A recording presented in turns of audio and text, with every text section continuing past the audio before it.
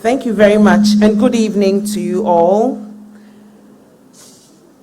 Chairman for this occasion of the launch of the 95th anniversary celebrations of Accra Academy, Right Honorable Do Ajaho, former Speaker of the Parliament of the Republic of Ghana, the Headmaster of Accra Academy, the Chairman of the Board of Governors, Ministers, Members of Parliament, the President of the Accra Academy Old Boys Association, the Chairperson and members of the Planning Committee, proud Bleo brothers and sisters, and old boys and girls from colleague students, secondary schools, parents, media, students, corporate Ghana, and all gathered here tonight. Good evening. I begin with a confession. I am not a Bleobi. Of course, I'm not male. I have never worn your uniform. I'm a very proud and unapologetic Wesley Girls High School old girl.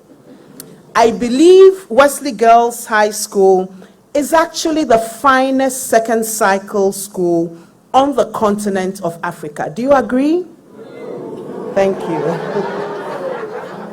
I say this with a lot of love and passion, and I'm not going to open a debate tonight. Between Accra Academy and Infanspim and Adesadel College, the debate remains gloriously unresolved. Your distinguished headmaster, Mr. Eric Ebose, is a proud old student of Presec. And this ensures that this particular conversation will remain very interesting throughout your 95th celebrations.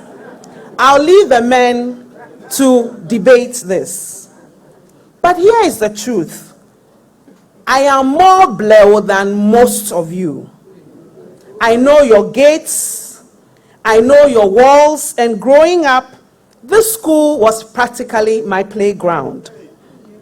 I knew every single corner of your school compound and every teacher worth knowing. My favorite teacher was Akbohe. Yes. I can find my way through Accra Academy with my eyes closed, because 4 generations of my family from 1942 to 2009 and beyond, counting over 66 years, walked through the gates of Accra Academy.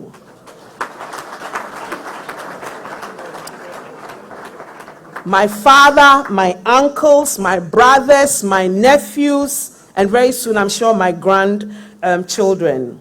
And my father was actually a PTA chairman, was a prefect, and was also on your board for several years. And this spans through not only my paternal, but my maternal side. The first generation, we have Isaac Bampoe Addo, 1942. You have Jaliko Kwe. You have Michael Bampoe Addo, my dad, in 1946. Frank Kweku Bruce, my first cousin, completed in 1951. T.B. Odoe, and also our second generation school prefect, William Pa Willie Odoe, completed in 1958. My first cousin, third generation Caution, my big brother Michael Bampoe Addo, completed Form 5 in 1975. Then Ransford Bampoe Addo, another Caution in 1980. And then the incorrigible twins, Sydney and Isaac Bampoe Addo, I'll tell their story later, 1985, 1987.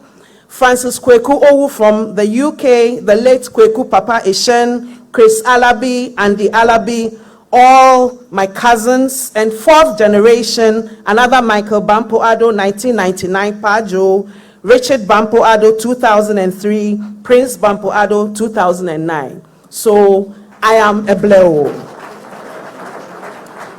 It goes without saying that the Bleo anthem was the soundtrack of my childhood. And when they tried to bully me into singing it, Oye held her ground. Unfortunately, I cannot resist the excellence that all these 4 generations of fine gentlemen brought to our home. Your anthem and your motto, Esse Kwam Videri, to be rather than to seem, was not etched on a crest in my house. It was lived daily by the men Accra Academy produced in my family. These principles, together with the values of Wesley Girls, have made me who I am. And so, yes, I am a Wesley Girls girl, but I am in every meaningful sense your Bleo girl. Right Honorable Chair, ladies and gentlemen, on the 20th of July, 1931, 4 young men, all below the age of 30, did something audacious. Kofi Konoa, Samuel Awulete, Godfrey Alema, James Addo gathered and pooled their resources, walked into a modest 1-story house in Jamestown called Ellen House, named after the lessor Ellen Buckle, and opened a school for 19 male students. They had the tenacity of purpose and had the conviction, a clear conviction, that brilliant young men who could not afford education elsewhere deserved a chance. Dr. Kofi Konoa would travel the length and breadth of the Gold Coast, conducting entrance exams so that talented but needy students could find their way to Accra Academy. That founding impulse, access for the deserving regardless of means, became the soul of Accra Academy. The school moved to Jamestown, from Jamestown to its present site at Boboashi near Kaneshie. It was actually the first privately founded institution in the Gold Coast to attain government-assisted status.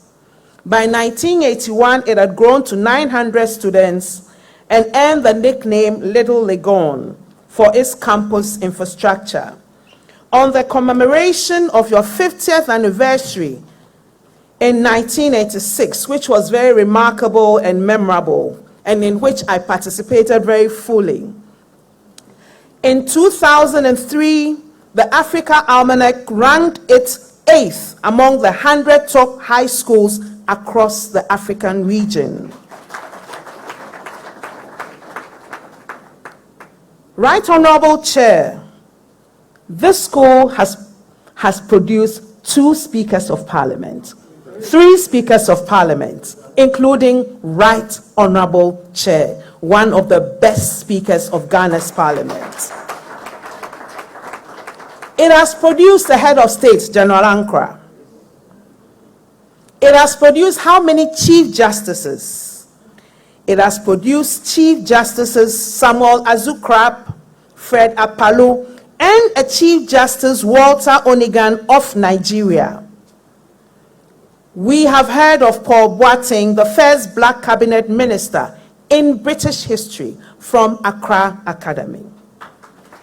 Former governor of the Bank of Ghana, John Saka Addo, Asamoah Gyan Ohene-Gyan in sports, and Miles Mills, I remember him also.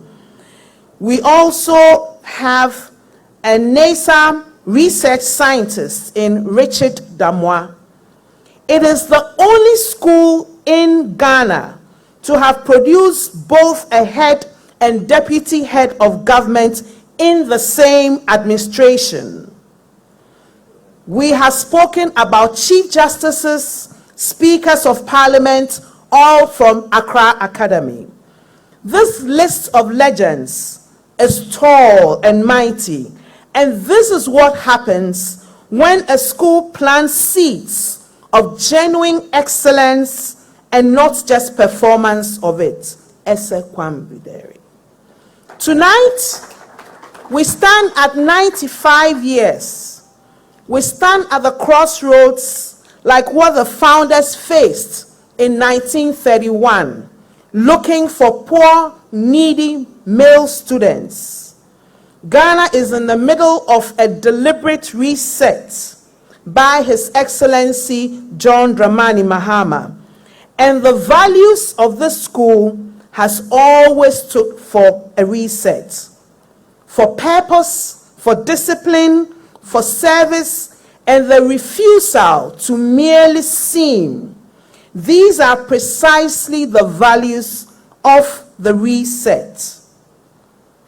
What is the reset agenda, and what is education's role in this? Under President Mahama, Ghana's education sector is undergoing a transformational change. This government came in with a strong political will and a very clear mandate to reset a system that had been burdened by accumulated debts and stalled projects. So what interventions are underway?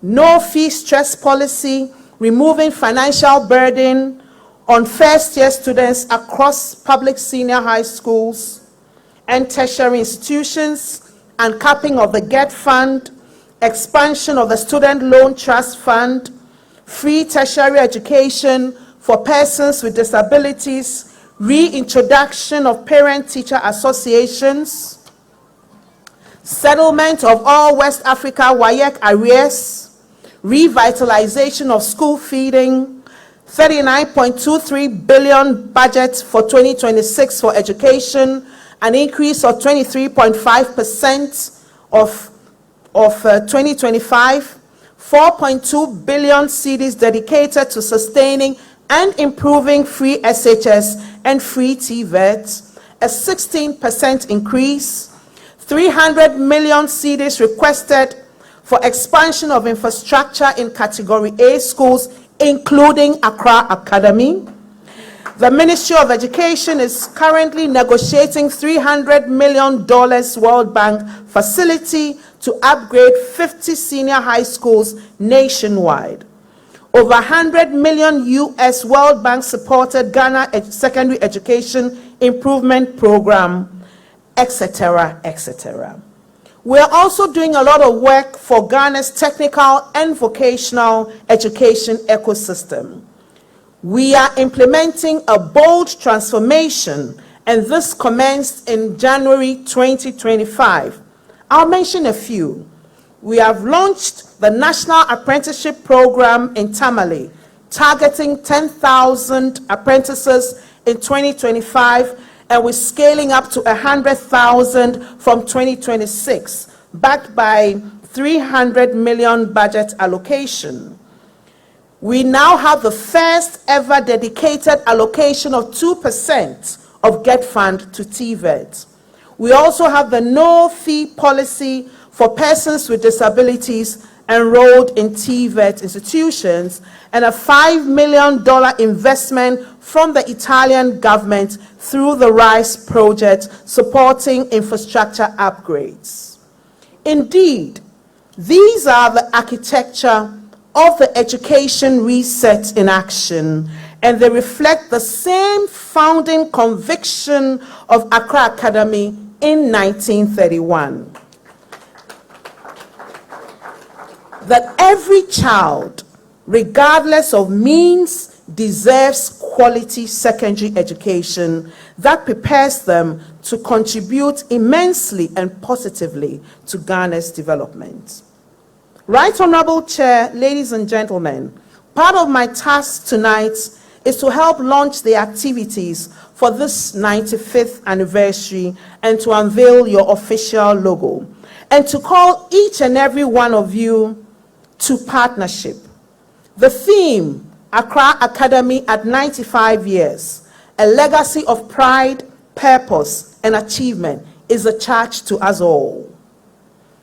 We have several activities, and please open the beautifully printed booklet and you'll find out what we are going to do. Career and guidance sessions, Bleo Connect and Homecoming. Please, when you do your Connect and Homecoming, don't like what you used to do when I was in Wesley Girls. After Intako, the Accra Academy's boys will go through Kaneshi Market and carry away wache of the women selling and kenke. I hope you don't do that for your Bleo Connect. Thank you very much. A grand anniversary dinner dance and special appeal for renovation of Konwa Assembly Hall and legacy staff quarters. These deserve your full support. Dig deep in your pockets and contribute. The pride embedded here speaks to patriotism. We know that a lot of the youth want to leave Ghana. This school is called Accra Academy for a special reason. It is not London Academy. It is not New York Academy. The name carries a debt to this city, Accra, and to this nation. And as demonstrated, the government of Ghana will continue creating conditions for young people to thrive here in Accra. However, alumni, old boys, PTA, corporates Ghana, each and everybody of you in this room, please move with equal purpose like the four founders of Accra Academy in 1931 in Ellen House. Move with that purpose and let's get the next generation to inherit a legacy built by all of us for Accra Academy. Just like how the founders moved with firm conviction, dexterity, and tenacity of purpose. Let's find that purpose that moved them in 1931, today in 2026 here. The fundraiser before us is clear in its assignment. We are going to raise funds to renovate Konwa Assembly Hall and the legacy staff quarters. It is a statement about whether we preserve this legacy or we merely celebrate it. I believe this generation of Bleo boys and their allies will choose to preserve the legacy. And I'll call on the 1985 year group, Jomo Lat, Dr. Lat. He says I shouldn't call him doctor, I should call him Mr. Lat. He's a surgeon at 37 Hospital. Niokai Nunu, and Danny Addo, Isaac Tete, and the best civil engineer in the world. He says he was one of 5 to get a distinction in the 1985 year group. Degboche, I hope I've mentioned his name right. They will lead to give us most of the money, 1985 year group. So this is a charge to them. I've mentioned your names, including Isaac and Sydney Bampoe Addo. Esekwam Videri, 95 years ago, 4 young men pooled their resources in a leased house in Jamestown. I have gone there and I've seen the house. I hope you've all taken that pilgrimage. What they said was that every deserving male child should have a chance. This act of faith built an institution that has produced heads of states, chief justices, speakers of parliament, scientists, all the way in America at NASA, cabinet ministers, even in foreign governments, generations of builders across each and every sector of our nation, Ghana.